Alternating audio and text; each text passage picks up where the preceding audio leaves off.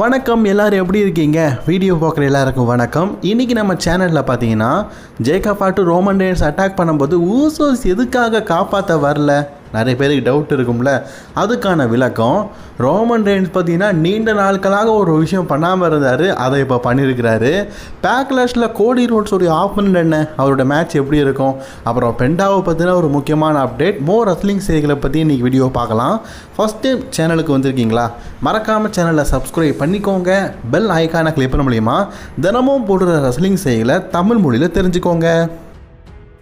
நாங்கள் 3 பேர், எங்களுக்கு பயம் கிடையாது, இந்த மாதிரி ஒரு ப்ரமோவை பார்த்தீங்கன்னா ஜிம்மி ஜே ரோமன் ரெயின்ஸ் ராவுடைய ஓப்பனிங்காக நேற்றுக்கு கொடுத்துருப்பாங்க. இதை பார்க்கும்போது நினச்சேன் பிளட் லைன் ஃபார்ம் ஆயிடுச்சு, ரோமனுக்கு ஏதாவது ஆபத்துனா கண்டிப்பாக ஜிம்மி அண்ட் ஜேவ்ஸ் நிற்பாங்க அப்படிங்கிற மாதிரி நம்ம எல்லாருமே எதிர்பார்த்தோம். பட் நான் மெயின் ஈவெண்ட்டில் ஜேக்கப் ஆட்டு பார்த்தீங்கன்னா ரோமன் ரெயின்ஸ் அடிக்கும் போகும்போது நம்மளுடைய பார்வையெல்லாம் எங்கேயா போகிறீங்க ஜிம்மி அண்ட் ஜே ஊசோஸ் அப்படின்னு தான் நம்ம யோசிச்சோம். ஆக்சுவலி ஸ்டார்டிங்கில் எதை இழந்தாலும் நம்ம 3 பேரும் இழக்கக்கூடாது, ஒன்றா தான் இருக்கணும் அப்படிங்கிற மாதிரி கைகோர்த்து Jimmy and J Roman Reigns இருந்திருந்தாலும் மெயின் ஈவெண்ட்டில் எதுக்காக வரல அப்படின்னு கேட்டிங்கன்னா காரணம் நல்லாவே கிளியராகவே இருக்குது.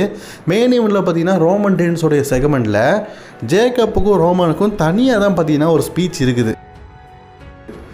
ஜிம்மி அண்ட் ஜே ஊசோஸ்க்கு ஸ்லாட் இருந்ததுன்னா டபிள்யூ கொடுத்துருப்பாங்க. ஆக்சுவலி கொடுக்காம விட்டது ஒரு நல்ல விஷயம். ஏன்னா ஜேக்கப் ரோமன் ரெயின்ஸோடைய உண்மையான முகத்தை பற்றி நல்லாவே பேசியிருப்பார். அண்ட் ரோமன் ரெயின்ஸும் பார்த்தீங்கன்னா நான் அப்படி இல்லை அப்படிங்கிறத விளக்கமாக சொல்லியிருப்பார். அதை நம்ம ஆல்ரெடி நேற்றுக்கு அவங்க என்ன பேசினாங்க அப்படிங்கிறத பற்றி பார்த்துட்டோம். இப்போது ரோமன் ரெயின்ஸை ஜேக்கப் ஆட்டோ அட்டாக் பண்ணுறதுக்கு முக்கிய காரணம் என்ன? இப்போ நம்ம எல்லாருக்குமே தெரியும், ரோமனுக்கும் ஜேக்கப்புக்கும் ஒரு மேட்ச் நடந்ததுன்னா ஜேக்கப் என்ன தான் டபிள்யூ ஃபியூச்சர் ஆஃப் ரெஸ்லர் ஒரு பெரிய ஆளாக காட்டினாலும் இப்போதைக்கு ரோமன் ரெயின்ஸ் தோக்க மாட்டார். நமக்கு கொஞ்சம் என்டர்டெயின்மெண்ட்டாக இருக்கணும் அண்ட் பேக்லாஷில் ரோமனுக்கு ஏற்ற ஒரு ஆப்பனண்ட்டாக இருக்கணும் அப்படிங்கிற ஒரு காரணத்துக்காக ரோமன் ரெயின்ஸுக்கும் ஜேக்கப் ஆட்டுக்கும் டபிள்யூ பேக்லாஷில் ஒரு மேட்ச் நடத்துகிறாங்க. ஆனால் ஜேக்கப் ஒரு பவர் ரெஸ்லர் மாதிரி நமக்கு தெரியணும் அப்படிங்கிறதுனால ஜேக்கப் பார்த்தீங்கன்னா ரோமன் ரெயின்ஸை பயங்கரமாக மூர்க்கத்தனமாக அட்டாக் பண்ணுற மாதிரி, அந்த மூர்க்கத்தனத்தின் உச்சத்தில் ரோமன் ரெயின்ஸால் மூச்சே விட முடியல அப்படிங்கிற மாதிரி காட்டினாங்க.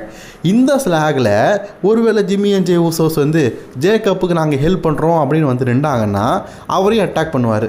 அப்போது ஜேக்கப் ரோமன் ரெயின்ஸை காட்டிலும் ஜிம்மியை காட்டிலும் ஜேயை காட்டிலும் 3 பேர் வந்தாலும் சமாளிக்கிற அளவுக்கு ஒரு பவர் ரெஸ்லர் அப்படிங்கிற மாதிரி தேவை கிடையாது. இப்போதைக்கு நம்மளுடைய ஃபோக்கஸிங் ரோமனுக்கும் ஜேக்கப்புக்கும் நடக்கும்போது ஜேக்கப் ஒரு பவர் ரெஸ்லர் நம்ம கண்ணுக்கு தெரியணும் அப்படிங்கிறதுக்காக தான் டபிள்யூ பார்த்தீங்கன்னா இவ்வளோ பெரிய பவர்ஃபுல் ரெஸ்லராக காட்டியிருக்கிறாங்க.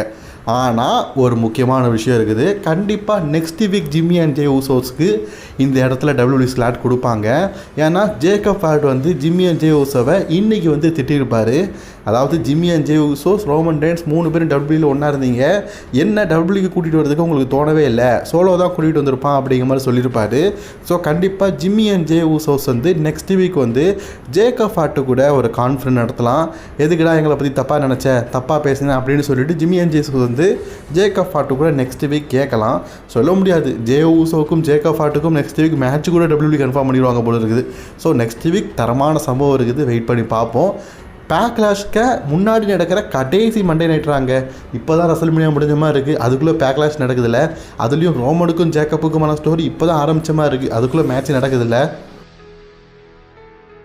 அப்புறம் அடிக்கடி இந்த விஷயத்தில் உங்களுக்கு ஞாபகப்படுத்துகிறேன், நம்ம எல்ஏ நைட்டு பார்த்தீங்கன்னா அடிக்கடி ஜிம்மி அண்ட் ஜே ஊசோஸ் கிட்ட ரோமனை பற்றி பொருளை சொல்லிகிட்டே இருக்கிறாரு. அதுலேயும் இன்னும் வர மண்டே நைட்டாலேயும் ஒரு விஷயம் சொல்லியிருப்பார், ரோமன் கிட்ட இருக்கிற ஹெவி வெயிட் சாம்பியன்ஷிப்பை நீயும் ரெஸ்ல்மேனியாவில் வின் பண்ணியிருக்கிற ஜே, அதே மாதிரி ஜிம்மி நீ உன் பிரதர் மாதிரி ஹெவி வெயிட் சாம்பியன்ஷிப்லாம் வின் பண்ண வேண்டாமா, அவங்க கூட சுற்றுறதை விட்டுட்டு நீங்கள் உங்களுடைய கெரியரை தனியாக பாருங்கள் அப்படிங்கிற மாதிரி LA night Jimmy and Jey ஊஸுக்கிட்ட பேசியிருப்பாங்க. ஸோ ஜிம்மி அண்ட் ஜே ஊஸோஸ்குள்ளேயும் பார்த்தீங்கன்னா வேறு ஏதோ ஒரு எண்ணம் ஓடிக்கிட்டு இருக்குது, சொல்ல முடியாது. கடைசி நேரத்தில் அண்ணனுக்கே பார்த்தீங்கன்னா குழியை தோண்டிடுவாங்க, ஆல்ரெடி தோண்டினவங்க தானே மறுபடியும் தோண்டதுக்கு யோசிக்க மாட்டாங்க. அண்ட் இந்த வாரம் மண்டே நைட்டால் நமக்கு ஒரு கிளியரான ஒரு ஆன்சர் தெரிஞ்சிருச்சு, Jimmy and Jey Usos tag team டைட்டிலுக்காக போகிறது கிடையாது. ஜிம்மி அண்ட் ஜே ஊசோஸ் பார்த்தீங்கன்னா எல்ஏ நைட்டு கூட பேக் ஸ்டேஜில் பேசுகிறது, இந்த ரோமன் ரெயின்ஸோட செக்மெண்ட் அதுக்காக தான் இருக்கிறாங்க. பிகாஸ் ஸ்ட்ரீட் ப்ராஃபிஸ் தான் இதுக்கப்புறமா விஷன் கூட டாக் டீம் டைட்டிலுக்காக மோத போகிறாங்க. இதுக்கான கிளியரான விளக்கம் நமக்கு இன்றைக்கி மண்டே நைட்டால் தெரிஞ்சிருச்சு. விஷன் டீம்கிட்ட இருக்கிற டாக் டீம் டைட்டிலுக்காக தான் நாங்கள் வந்திருக்கோம் அப்படிங்கிற மாதிரி ஸ்ட்ரீட் ப்ராஃபிஸ் சொல்லிட்டாங்க. ஸோ ஸ்ட்ரீட் ப்ராஃபிக்கும் விஷனுக்கும் தான் டேக் டீம் டைட்டிலுக்கான ஸ்டோரி லைனை டபிள்யூ இதுக்கப்புறமா கொண்டு போவாங்க. ஊசோஸுக்கு இனி இதில் இடம் கிடையாது. அடுத்த செய்தி நம்ம ஓபாஃபெமியை பற்றி தான் பார்க்க போகிறோம். ஓபாஃபெமி பார்த்திங்கன்னா இந்த வாரம் நடந்து முடிச்ச மண்டே நைட்டால் கிரேசன் காலர் கூட ஒரு மேட்ச் நடந்திருக்கும். அதில் வெற்றி பெற்றுட்டார். வெற்றி பெற்றதுக்கப்புறமா ஓப்பன் ஸ்டேட்மெண்ட் கொடுத்துருப்பாரு. அதாவது inter continental championship, US championship, undisputed championship மாதிரி நானும் இப்போ ஒரு டிமாண்டான ஒரு விஷயம் ஆகிட்டேன். இப்போ நம்ம ஓபாஃபெமி டபிள்யூ வந்ததுக்கப்புறமா அவரை யாருமே தோற்கடிச்சது கிடையாது. அவர் பார்த்திங்கன்னா வைக்கிங் ரைடர்ஸ் கூட மோதி இருக்கிறாரு, ஸ்மாக் டவுனில் பார்த்திங்கன்னா மோதி இருக்கிறாரு, இதுக்கும் மேலே பார்த்திங்கன்னா கிட் வில்சன் கூட மோதி இருக்காரு, பிராக் லெஸ்னர் கூட மோதி இருக்காரு, ரூசேவ் கூட மோதி இருக்காரு, இப்போ கிரேசன் வாலர் கூட மோதி இருக்காரு. இப்படி எல்லா மேட்ச்லையுமே வெற்றி தான் பெற்றிருக்காரு. இது வரைக்கும் மெயின் ராஸ்டரில் ஒரு தோற்றதே கிடையாது. அப்படிப்பட்ட நிலையில் கண்டிப்பாக டபிள்யூ பார்த்தீங்கன்னா இப்போதைக்கு ஓபாஃபெமிக்கு அடுத்ததாக ஒரு பெரிய ஆப்பனரை தான் புக் பண்ணணும். அதுக்காக ஒரு ஹிண்டிங்கை தான் கொடுத்துருக்குறாங்க. ஜேக்கப் பாட்டு ஓப்பன் சேலஞ்சிங் விட்டுட்டார். எனிமோன் யாருக்காவது தைரியம் இருக்குதா என்னை பீட் பண்ணதுக்கு, அவங்க என் முன்னாடி நில்லுங்க அப்படிங்கிற மாதிரி பேசியிருக்கிறாரு.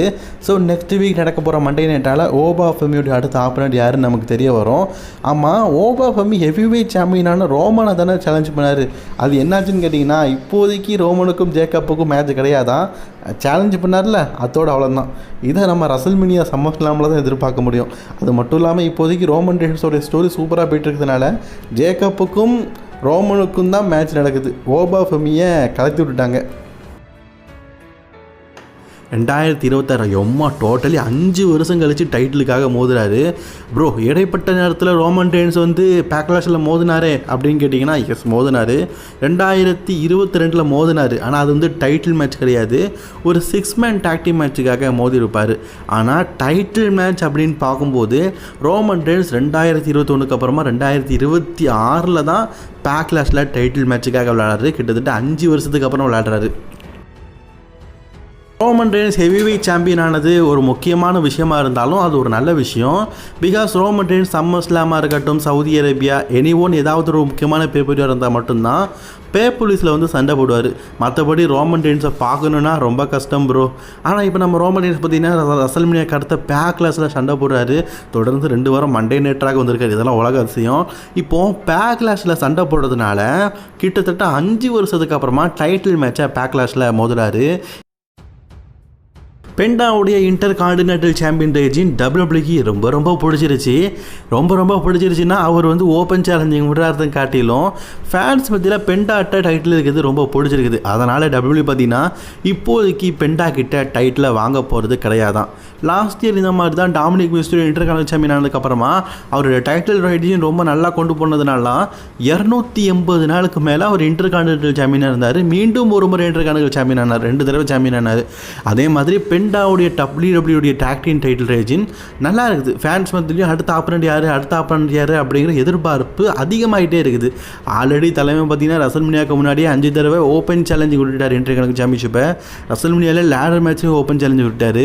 அது மட்டும் இல்லாமல் ரூசேவ் கூடயும் டைட்டில் டிஃபெண்ட் பண்ணிட்டார். அடுத்தது யார் அப்படிங்கிற எதிர்பார்ப்பு ரசிகர்கள் மத்தியில் அதிகமாக இருக்கிறதுனால இப்போதைக்கு பெண்டாட்ட டைட்டில் பிடுங்க போகிறது கிடையாதான். ஸோ பெண்டா கண்டிப்பாக பார்த்தீங்கன்னா 100 நாட்களுக்கு மேலே இன்டர் கான்டினென்டல் சாம்பியனாக இருப்பாருன்னு சொல்லிட்டு நம்ம எதிர்பார்க்கலாமா? சரி, கோடி ரோட்ஸுக்கு பேக்லாஷில் என்ன பிளான் அப்படின்னு கேட்டிங்கன்னா இப்போதைக்கு கோடி ரோட்ஸுக்கு நத்திங் இந்த பிளான். அதாவது கோடி ரோட்ஸ் சாம்பியனாக இருந்தாலும் ரோமன் ரெயின்ஸ் இப்போதைக்கு பேக்லாஷோட மெயின் இவெண்ட் விளையாடுறாரு. அதனால் கோடி ரோட்ஸுக்கு இப்போதைக்கு பேக்லாஷில் பிளான் இல்லையா. அப்புறம் ரேண்டேடன் அட்டாக் பண்ணியிருக்காரு அப்படின்னு கேட்டிங்கன்னா டபிள்யூ பேக்லாஷை மே மாதம் நடத்தினாலும் மே மாதம் எண்டிங்கில் பார்த்தீங்கன்னா அகைன் இன்னொரு பேப்பரை நடத்துகிறாங்க. எஸ், அதுதான் நம்ம கிளாஷ் இன் இட்டாலி நாட்டில் கிளாஷ் பேப்பரை நடத்துகிறாங்க. அதில் நம்ம கோடி ரோட்ஸுக்கு மேட்ச் கொடுக்கலாம். அதனால் இப்போ நடக்க போகிற பேக்லாஷில் மேட்ச் கொடுக்க வேண்டாம் அப்படின்னு ஐடியாவில் இருக்காங்களாம். ஒருவேளை ரேண்டேடன் இந்த வாரம் நடக்க போகிற ஃப்ரைடே அனௌன்ஸ்மெண்ட்டில் கோடி ரோட்ஸை சேலஞ்ச் பண்ணால் பேக்லாஷில் மேட்ச் நடக்கும். ஆனால் டபிள்யூ பார்த்தீங்கன்னா இது ஒரு மெயின் ஈவெண்ட் லெவல் மேட்ச்சை தான் பார்க்குறாங்க. பேக்லாஷில் மெயின் ஈவெண்ட்டை நடத்தாமல் அடுத்த பேப்பரில் மெயின் ஈவெண்ட் நடத்தினா நல்லா இருக்காதுல்ல. அதனால் பேக்லாஷில் இந்த மேட்ச் நடத்தாமல் இட்டாலி நாட்டில் நடக்கிற கிளாஷ் பேப்பரில் மெயின் ஈவெண்ட்டாக கோடி ரோட்ஸுக்கும் ரேண்டி ஆர்டனுக்கும் அன்டிஸ்பியூட்டட் சாம்பியன்ஷிப் மேட்ச் நடத்தலாம் அப்படின்னு பிளான் பண்ணியிருக்கிறாங்க. என்னை பொறுத்த வரைக்கும் அது சரியான முடிவு தான். ஏன்னா இப்போதைக்கு கிளாஷ் பேப்பரி எப்படி இருக்கும் அப்படின்னு தெரில. ஆனால் பேக்லாஷ் பேப்பரியை பொறுத்த வரைக்கும் இப்போ கன்ஃபார்ம் பண்ணிக்கிற 3 மேட்சுமே ஒருத்தான மேட்ச். ஸோ அதனால் இட்டாலி நாட்டில் நடக்கிற கிளாஷ் பேப்பரிக்கும் ராண்டிக்குமான டைட்டில் மேட்ச் நடத்தலாம். இதை பற்றி உங்களோட கருத்துக்களை கமெண்ட் பண்ணிக்கோங்க. அண்ட் இன்றைக்கான வீடியோவில் தான் பிடிச்சி நான் லைக் ஷேர் கமெண்ட் பண்ணி